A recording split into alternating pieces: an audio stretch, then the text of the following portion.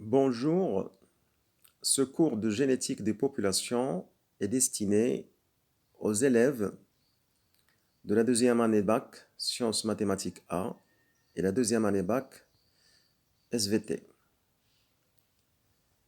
Eh bien, pour introduire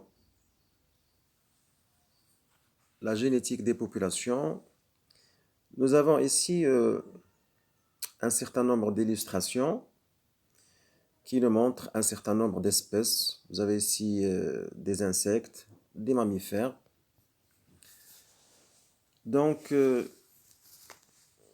pour présenter donc le sujet de la génétique des populations, on va un petit peu faire le rappel de la génétique mendélienne.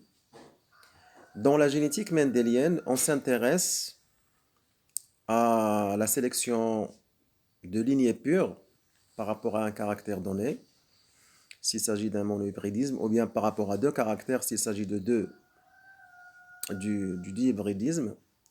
Et on fait des croisements pour avoir une première génération, et par la suite une deuxième génération, et faire des croisements en retour ou bien des feedbacks. Et on essaie donc d'interpréter les résultats qu'on obtient, c'est-à-dire les phénotypes et leur répartition statistique. Et on applique on découvre un certain nombre de lois statistiques, on applique un certain nombre de lois mendéliennes pour interpréter le mode de transmission du caractère ou bien des deux caractères étudiés, à savoir toutes les questions en relation avec la dominance, avec l'allèle létal, la transmission autosomique ou bien la transmission gonosomique. Lorsqu'il s'agit d'un dihybridisme, donc on parle de gènes ou bien de caractères liés ou indépendants. Pour les caractères liés, on peut donc distinguer le linkage absolu et le linkage relatif, etc. En ce qui concerne la génétique des populations. Pour la génétique des populations, on étudie le patrimoine génétique de toute une population et non pas seulement une lignée ou quelques lignées.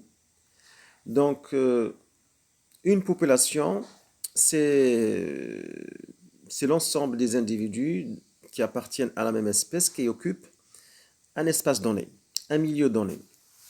Donc, dans cette population, on a donc le sujet, c'est étudier le patrimoine génétique de tous les individus de la population, à savoir les gènes, les allèles et leurs fréquences respectives. Donc, on parle aussi de la structure génétique d'une population. Alors, la structure génétique d'une population se caractérise par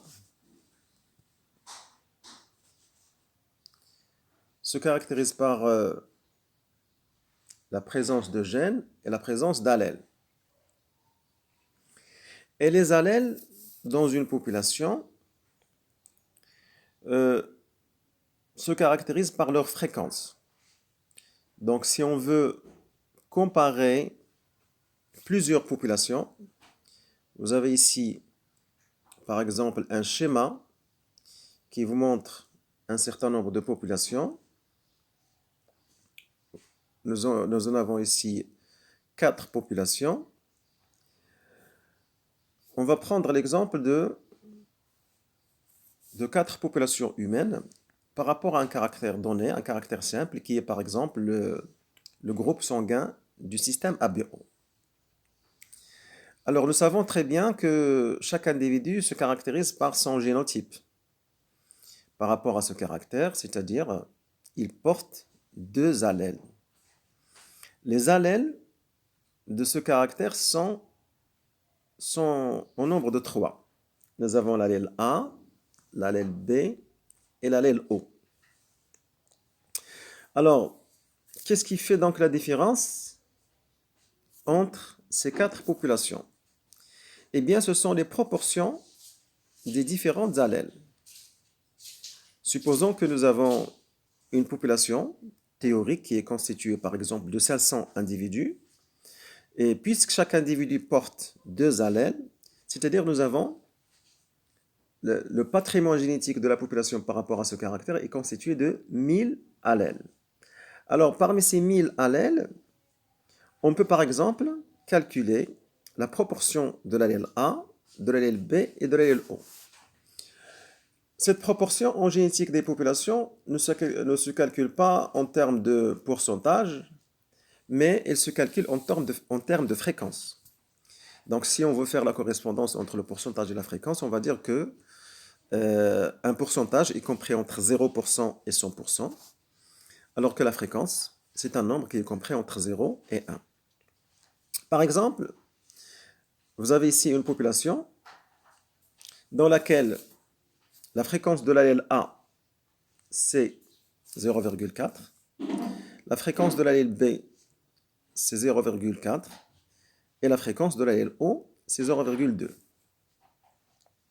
Si on prend une autre population, on va voir donc que les fréquences ne sont pas les mêmes. Vous avez ici donc la fréquence de l'allèle A, c'est 0,2, B 0,3, O 0,5, etc. Donc nous avons dans ce schéma donc 4 populations qui se caractérisent par un contenu génétique qui est différent par rapport à cet exemple, donc par rapport à aux allèles du groupe sanguin du système ABO. Donc, avant de revenir à cette notion de calcul des fréquences de l'allèle, on va tout d'abord présenter dans la première unité quelques concepts fondamentaux en génétique des populations. Vous avez ici l'unité 1 de notre cours, l'espèce, la population, le pôle génique et le polymorphisme. Alors, c'est quoi l'espèce? Le monde vivant est subdivisé en un certain nombre d'unités. Ces unités, chaque unité est elle-même subdivisée en un certain nombre de sous-unités, etc. Et la plus petite unité de la classification des êtres vivants, c'est l'espèce. Une espèce, généralement, est désignée par 2 noms, le nom du genre et le nom de l'espèce. Par exemple, pour l'espèce humaine, on dit Homo sapiens, donc le genre Homo et l'espèce sapiens. Pour le chêne liège, on dit par exemple Quercus suber. Quercus, c'est le genre, suber, c'est l'espèce. Parmi les questions fondamentales en biologie, c'est de chercher quels sont les critères qui permettent d'identifier et de définir une espèce. Les chercheurs ont étudié plusieurs critères pour définir l'espèce. Parmi ces critères, donc, on peut citer les critères morphologiques, anatomiques, physiologiques, les critères écologiques, c'est-à-dire les conditions écologiques auxquelles l'espèce est adaptée. On peut citer aussi le critère du karyotype, c'est-à-dire chaque espèce se caractérise par un karyotype donné, c'est-à-dire par une formule chromosomique donnée, un nombre de chromosomes. Les chromosomes se caractérisent, se distinguent par leur forme et par leur taille.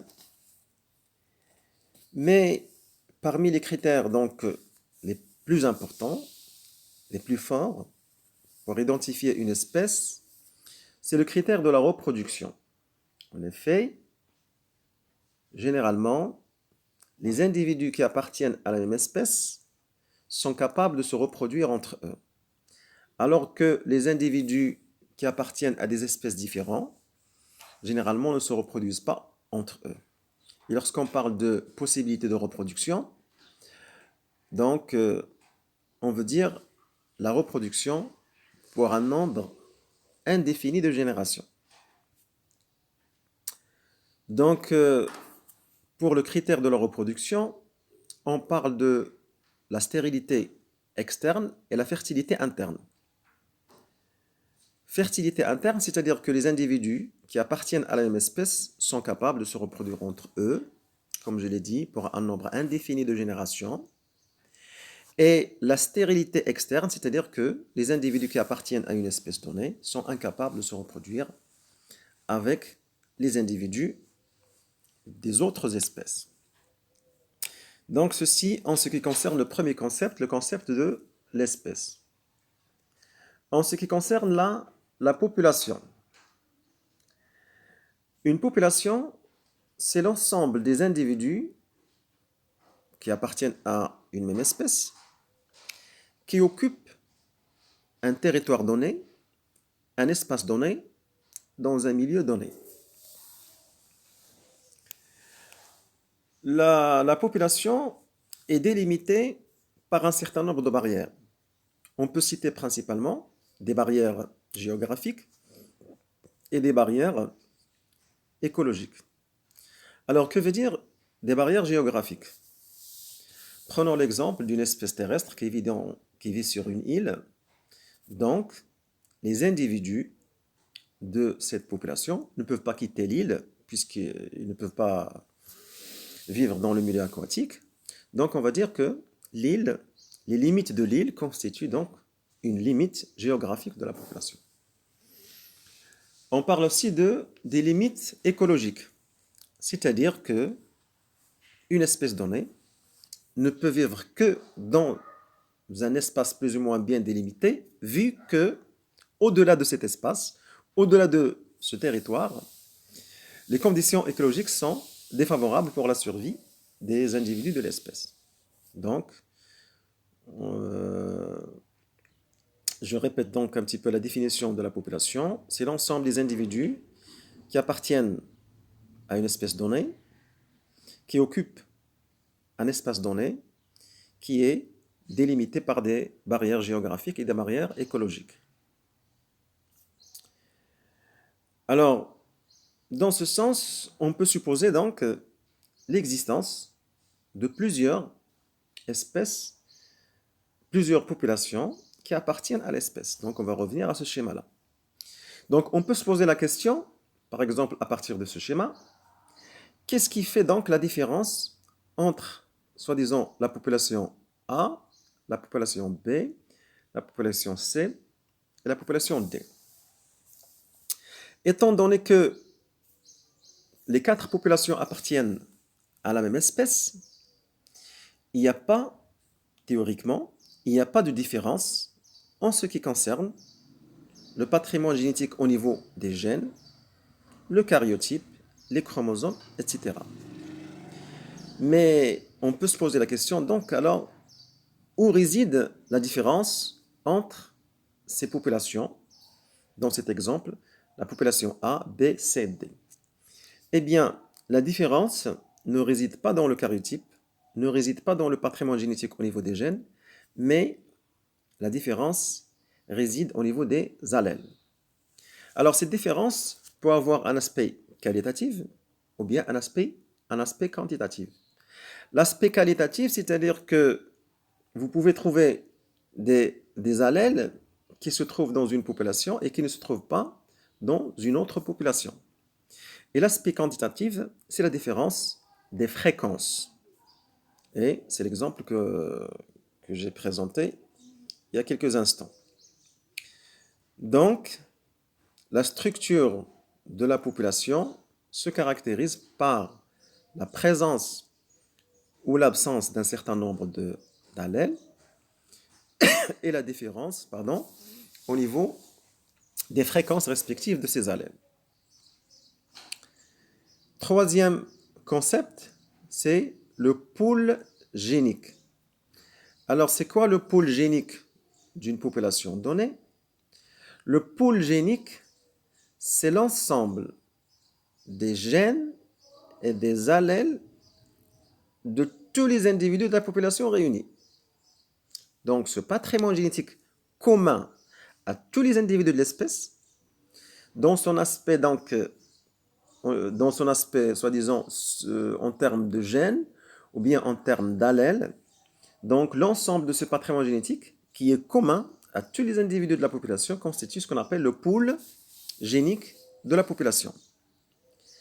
Alors, en génétique des populations, généralement, en tout cas pour notre programme, on s'intéresse généralement à un exemple, à un caractère qu'on peut étudier Alors, pour ce caractère, on va définir donc les gènes et on va définir les allèles. Donc, le pôle génique d'une population A, B, C, D peut être différent au niveau de la présence ou l'absence d'un certain nombre d'allèles et la différence au niveau des fréquences des allèles. Donc, c'est ça la notion du pôle, le pôle génique de la population.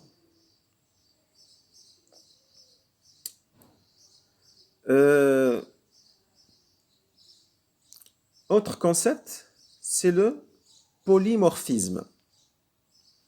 Alors, c'est quoi le polymorphisme?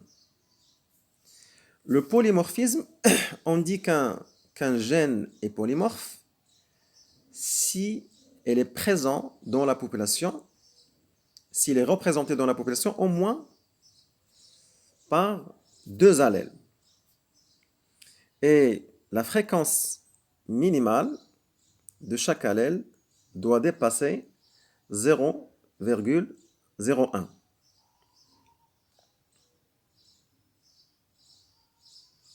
Donc nous avons ici le polymorphisme est l'une des caractéristiques, on peut lire sur le document 4, le polymorphisme est l'une des caractéristiques des populations naturelles.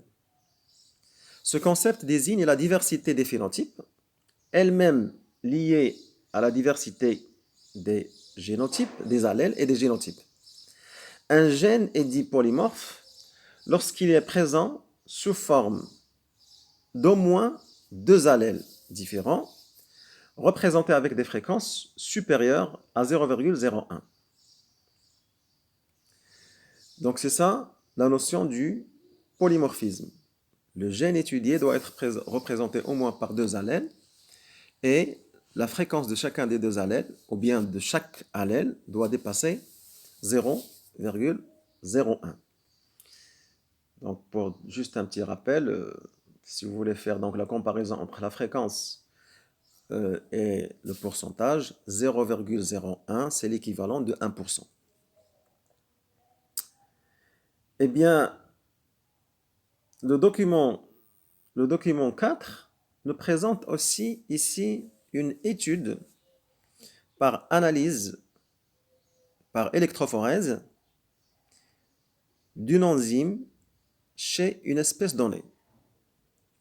Alors, dans cet exemple, on a choisi 16 individus. C'est-à-dire, on va étudier une population expérimentale qui est constituée de 16 individus. Mais il faut juste rappeler que les populations naturelles comportent généralement un très grand nombre d'individus.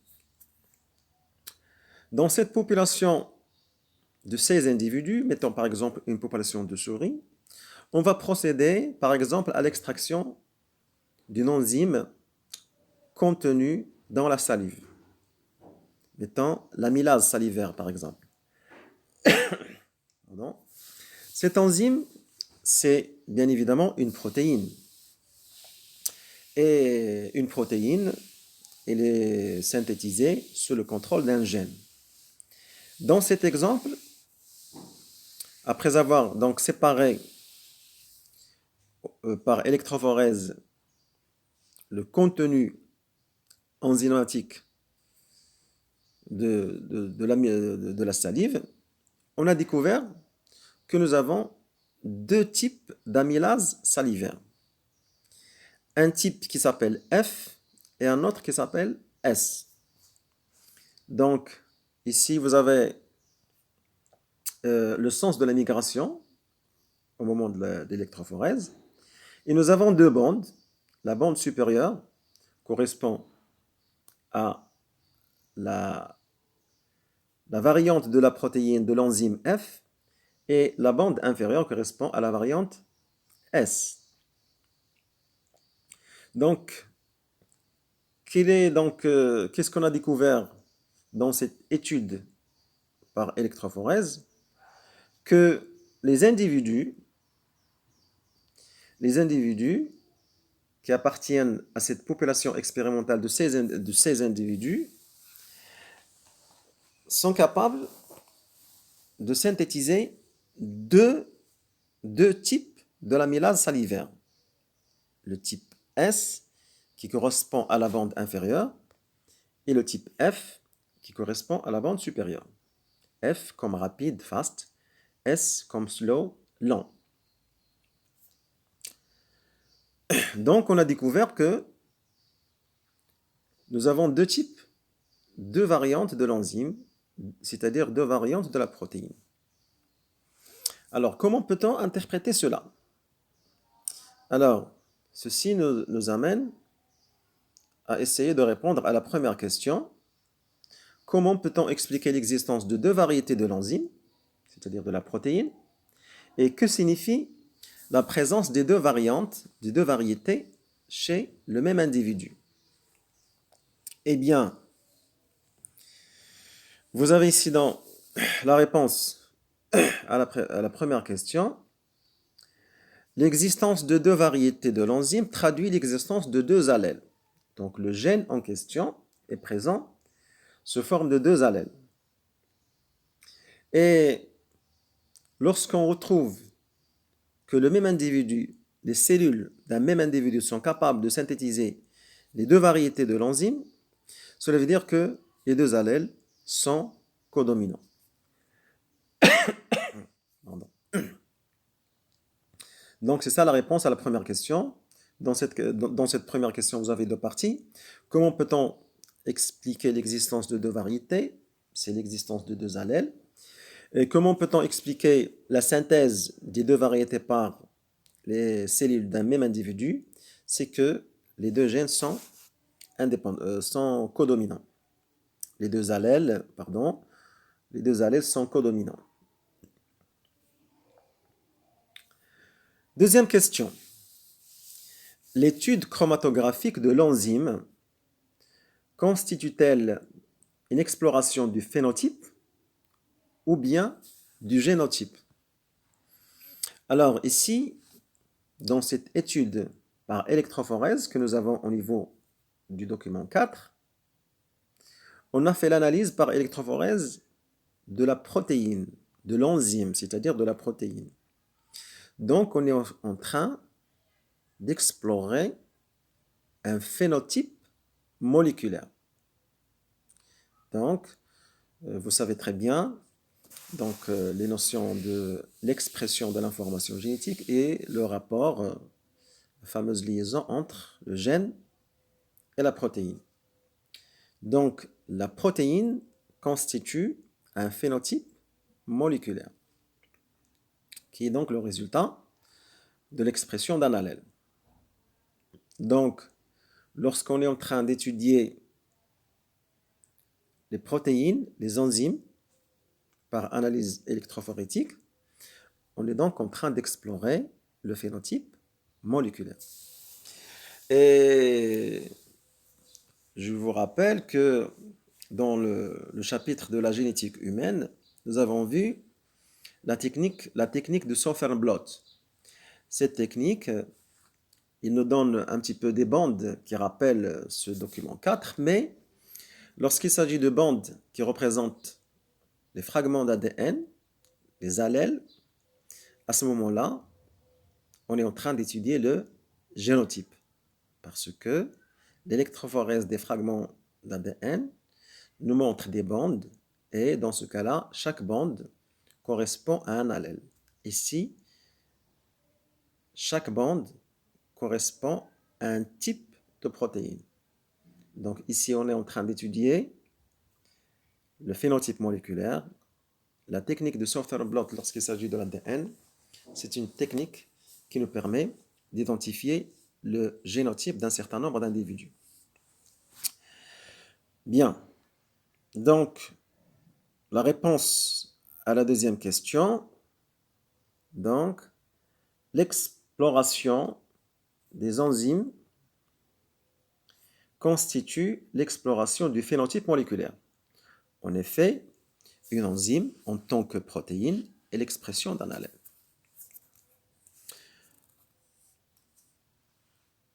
Troisième question, c'est le calcul des fréquences des allèles F et S dans le pool génique de cette population expérimentale. Donc, qu'est-ce que nous avons dans cette population expérimentale? Nous avons un résultat qui nous présente les deux types de l'enzyme, de la protéine, le type F, qui correspond à l'allèle F, et le type S, qui correspond à l'allèle S. Alors, il faut signaler qu'ici, nous avons un cas de codominance. Alors, dans le cas de la codominance, il y a un rapport direct entre le génotype et le phénotype moléculaire. Donc, ici, bien que le document 4 ne présente le phénotype moléculaire de chacun des 16 individus, en réalité, donc, on peut déduire directement le génotype de l'individu. Alors, qu'est-ce qui nous permet de faire un lien direct entre le génotype et le phénotype moléculaire? C'est qu'il s'agit d'un cas de codominance. Donc, mettons par exemple l'individu numéro 1. Alors, le résultat correspondant à l'individu numéro 1 nous présente deux bandes, c'est-à-dire la bande F et la bande S. Donc, on peut automatiquement déduire le génotype de l'individu 1. On va dire que l'individu 1, donc, il présente deux bandes, donc il est FS. Je dois aussi rappeler ici pour l'occasion que c'est un cas de transmission autosomique, c'est-à-dire un gène qui est porté par un autosome. Pardon. Qu'est-ce qu'on peut dire par exemple de l'individu 2? Il présente une seule bande, c'est la bande F. Donc l'individu 2 est là comme génotype F sur F. L'individu 3, c'est comme l'individu 1, Fs. L'individu 4 est là comme génotype S sur S. Et ainsi de suite. Vous avez donc l'individu 5, FF, 6, FS, 7, FS, 8, FS, 9, FF, 10, etc. Donc, on peut lire le génotype à partir du phénotype moléculaire, vu qu'il s'agit d'un cas de codominance. Alors, que nous demande la dernière question? La dernière question, c'est calculer la fréquence des allèles F et S dans le pôle génique de la population expérimentale. Alors, c'est-à-dire on veut calculer la proportion de l'allèle F et de l'allèle S dans le pôle génique de cette population. Alors, ici, sur le document 4, vous avez un exemple simple. Pourquoi c'est un exemple simple? Parce que on a un petit nombre d'individus qui constituent cette population expérimentale. Nous avons 16. Et c'est simple parce qu'on est en train d'étudier un seul caractère héréditaire, c'est-à-dire l'amylase salivaire chez des souris, par exemple. Alors, c'est quoi le pôle génique dans ce modèle qui est très simple? Le pôle génique, il est constitué de 32 allèles. Alors, pourquoi 32 allèles? Parce que les individus de l'espèce étudiée sont des organismes diploïdes, c'est-à-dire chacun porte deux allèles qui représentent ce gène. Soit on est dans un cas d'un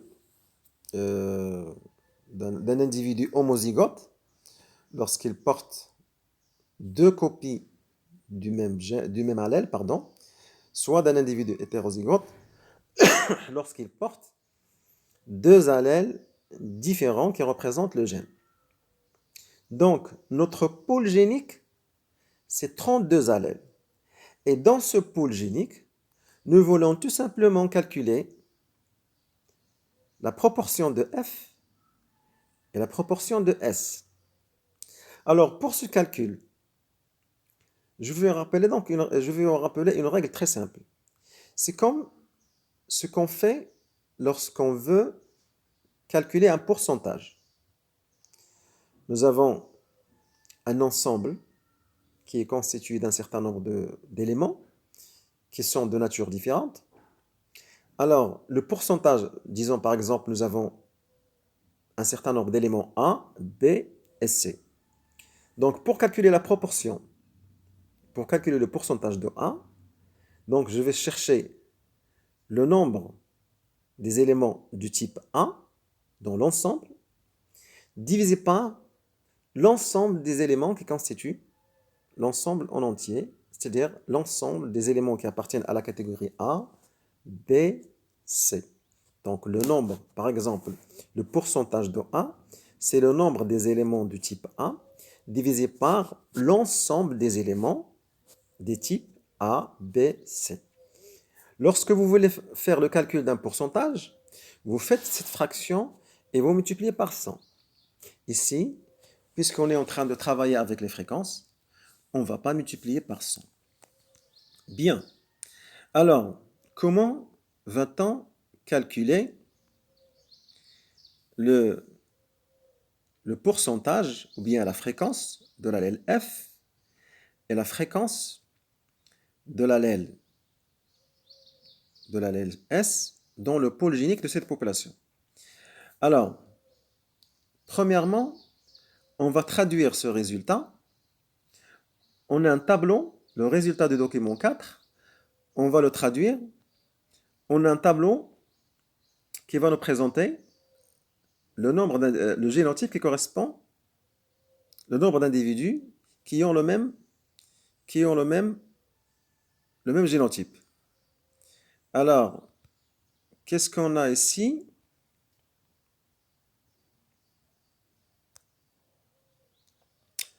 Nous avons, à partir de ce document, on a élaboré ce tableau. Alors, qu'est-ce qu'on a trouvé ici? Ce tableau, il est formé de deux lignes. La première ligne correspond au génotype. Donc, nous avons trois génotypes.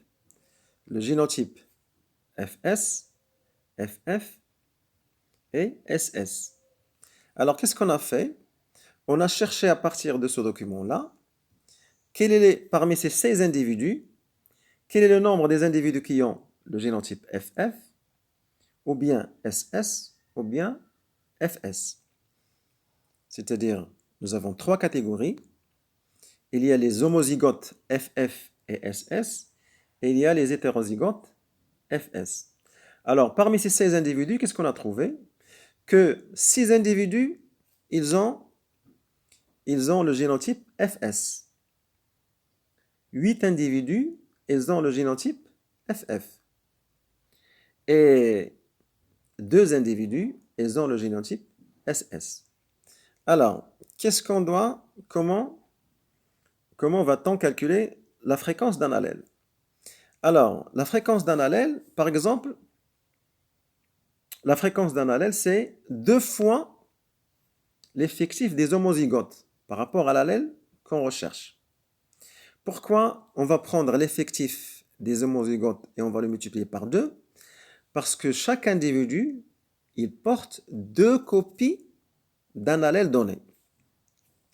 Plus l'effectif des hétérozygotes, c'est-à-dire multiplié par 1, parce que pour les hétérozygotes, chaque individu porte une seule copie de l'allèle dont on veut chercher la fréquence.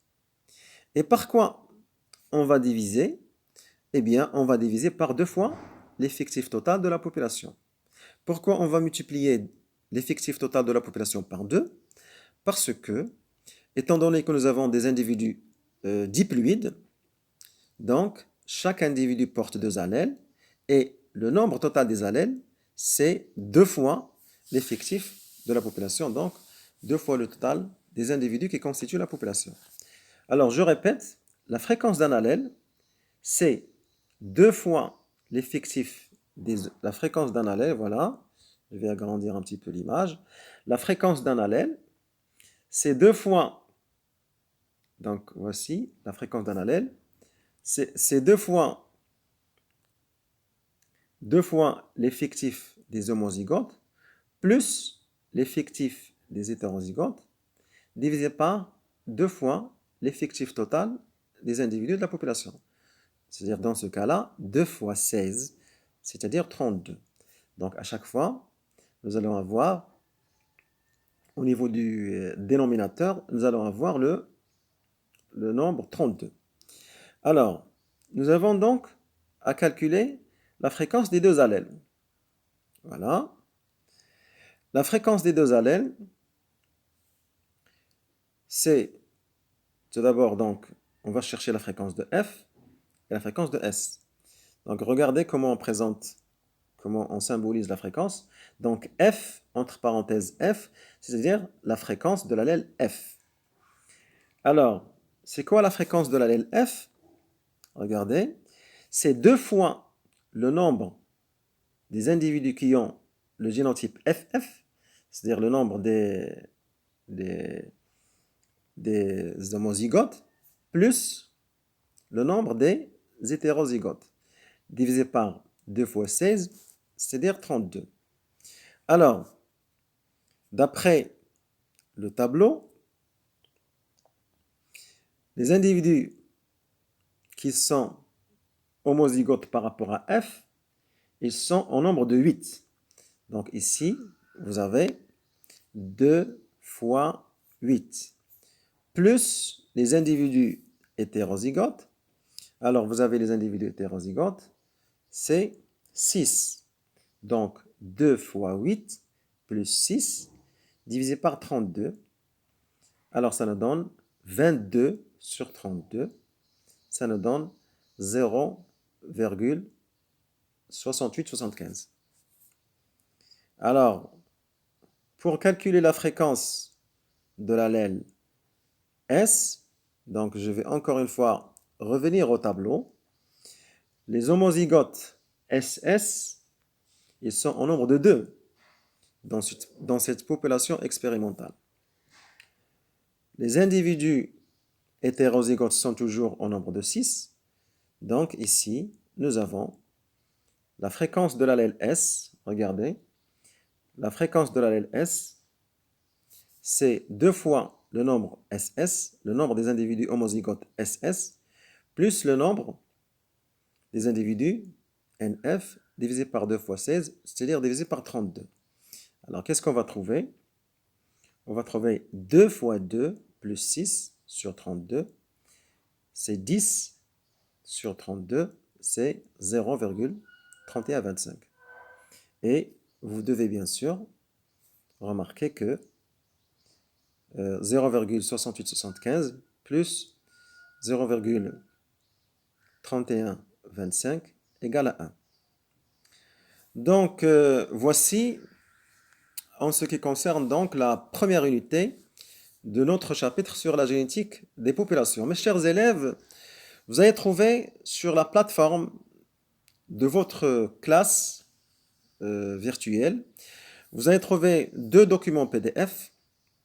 L'un concerne le support du cours, c'est-à-dire notre habituel polycopié, et l'autre dans lequel vous allez trouver les réponses aux questions des activités. La prochaine fois, nous allons aborder l'unité 2 de ce chapitre. Merci et à bientôt.